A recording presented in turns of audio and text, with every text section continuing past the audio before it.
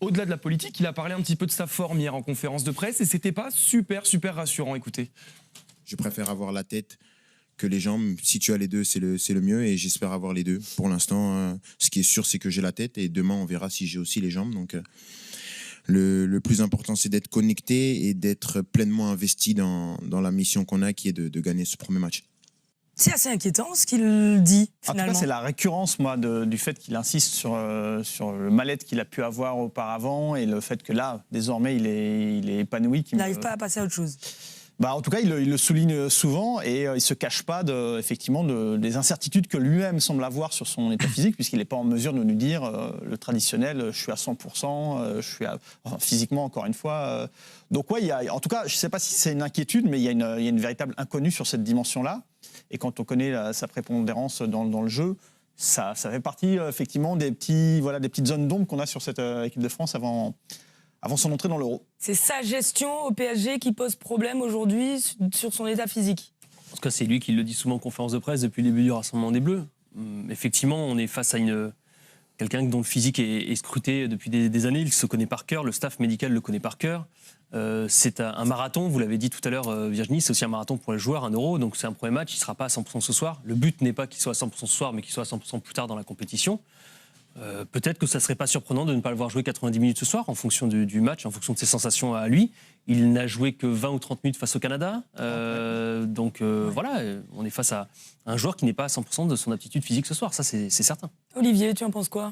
Moi, ce qui m'inquiète, c'est si effectivement il y a quelque chose qui ne fonctionne pas bien. Moi, j'ai peur on va peut-être me traiter de fou, mais j'ai peur qu'il se mette en danger. Parce que quand tu joues une compétition, quand tu joues un match aussi important que celui de ce soir, tu te libères. Donc, tes gestes, il n'y a pas de retenue, il n'y a pas de calcul, tu fais les choses à fond. Donc, si effectivement, il y a un truc, je ne sais pas quoi, si c'est au niveau de son dos, qu'il y a quelque chose qui le gêne, peut-être que... J'ose espérer qu'il n'aille pas de mal en pis. Et j'espère que non, puisque je pense qu'avec le staff médical, ils doivent tellement travailler pour que... Ils l'ont ménagé aussi, ouais. Oui, voilà, pour que l'athlète soit au top. Mais bon, c'est embêtant d'avoir ce genre de petits doutes, surtout que l'intéressé lui-même le dise, alors qu'il soit connecté psychologiquement, ça, bien sûr, j'ai aucun problème et aucun souci là-dessus, mais quand physiquement il te manque quelque chose, d'ailleurs on le voit bien, hein, on le voit dans ses accélérations, elles sont moins fréquentes. Je crois que la seule que j'ai pu voir... se contre le Luxembourg, peut-être à un moment donné, ou quand il marque, quand Colomani marque, hein, l'accélération sur le côté, mais on n'en voit pratiquement plus d'accélération comme ça. Et puis, des fois, je trouve qu'il y a une réticence dans un geste technique. Alors, et ça, ce serait lié à la saison qu'il a passée. J'imagine que son dos... parce que c'est souvent, je crois que c'est récurrent, hein, il y a un petit souci, mais surtout qu'il ne se blesse pas plus fort. Parce que là, ça pourrait mettre en danger le reste de la compétition. Mais bon, je pense que et Didier et lui savent très bien où ils vont et comment il faut faire. Il a l'air de dire que dans la tête, ça va. Est-ce qu'il faut le croire ? Ah oui, là en plus, je viens de le dire, là, le fait qu'il le répète à chaque fois et que, puis sur toutes les images, on le voit assez épanoui. Rappelez-vous que quand ça n'allait pas, il l'a signalé, c'était au mois de mars, lors des matchs de Ligue des Champions du Paris Saint-Germain face à la Real Sociedad, lorsqu'il a parlé de ces fameux problèmes. J'ai des problèmes, il l'a dit. Mais il a aussi dit en conférence de presse, est-ce que j'ai l'air d'un gars perturbé ? Et derrière, ses performances. Oui, mais ce qu'il voulait dire, c'est que. Non, mais après, comme Didier Deschamps l'a rappelé, il fait quand même une saison à 44 buts. Donc c'est juste que ses standards sont incroyables. Moi, enfin, en tout cas, sur le fait qu'il soit libéré parce que sa situation contractuelle s'est éclaircie, en tout cas sur la partie transfert et que voilà, tout ça est derrière lui, et qu'il soit pleinement investi sur l'Euro, moi là-dessus, c'est pas là-dessus que se portent les doutes. Pierre ?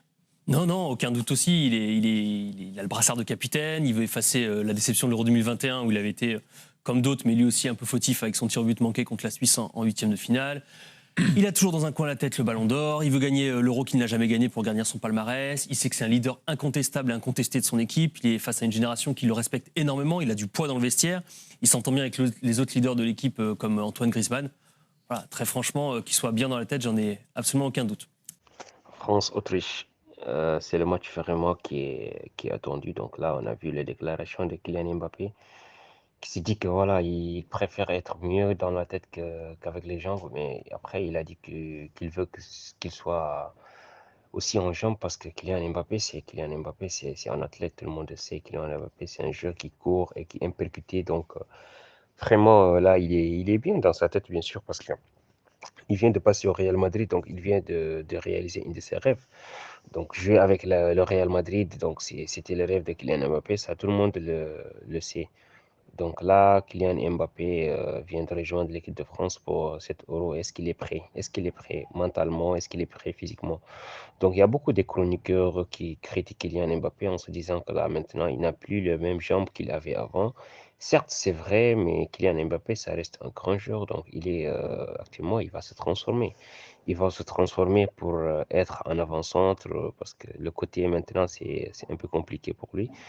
Aussi, il y a beaucoup de ses adversaires qui le connaissent maintenant parce que c'est un grand joueur et tout, et donc il lui donne plus d'attention par rapport à avant quand il était au Monaco. Et le mondial 2018 aussi, il était très jeune, donc tout le monde ne le connaissait pas. Donc avec cette vitesse qu'il avait, les jambes, donc il était vraiment rapide. Donc là, Kylian Mbappé, c'est un joueur qui est en train de se transformer, il va devenir un avant-centre, donc il a vraiment intérêt à être très, très, très, très décisif parce que on peut passer des matchs, beaucoup de minutes sans le voir. Donc là, il va vraiment être chirurgical. Il doit être chirurgical devant le but. Donc c'est là où on attend aussi. Surtout ce Kylian Mbappé, c'est un joueur qui s'intéresse beaucoup au stade. Donc c'est un joueur typiquement Cristiano Ronaldo. Parce que Cristiano aussi, c'était un joueur qui jouait côté et tout quand il était au Manchester, Real Madrid. Mais après, il s'est réinventé. Donc il est devenu un autre joueur. Il est devenu un avant-centre. Donc là, Kylian Mbappé est sur le même aligné. Donc là, certainement, il doit progresser dans beaucoup pour un avant-centre. Donc, il doit se progresser tout en étant chirurgical devant les buts. Donc, c'est un grand joueur et on n'en doute pas. Donc, on pense que Kylian Mbappé va peut-être pas participer pour les 90 minutes de ce match. Donc, parce qu'il n'a pas les jambes, donc ça sera un peu compliqué. Mais la France, ils ont une très bonne équipe. Il y a Dembélé. On a vu que Dembélé cette année au Paris, c'était vraiment chaud. Donc, bien vrai qu'il ne marque pas, Dembélé, c'est Dembélé, il fait tout le temps des dribbles, la vitesse et tout, mais il n'est pas efficace devant les buts. Donc, mais c'est un plus pour cette équipe de France.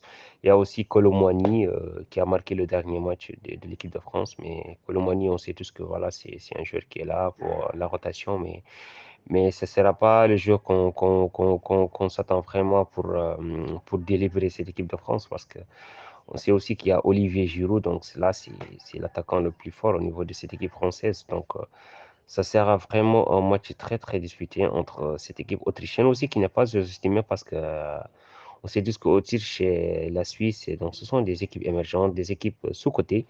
Donc là, c'est vraiment une équipe très, très bonne avec le leader Sabitzer. Voilà, donc c'est une équipe qui a des très, très bons joueurs. Donc, et aussi leur entraîneur que nous tous on connaissons, Ralf Rangnick. Donc là, c'est un Allemand qui joue le Gegenpressing. Donc ça sera vraiment pas évident pour cette équipe française. Donc on va voir la suite de ce match.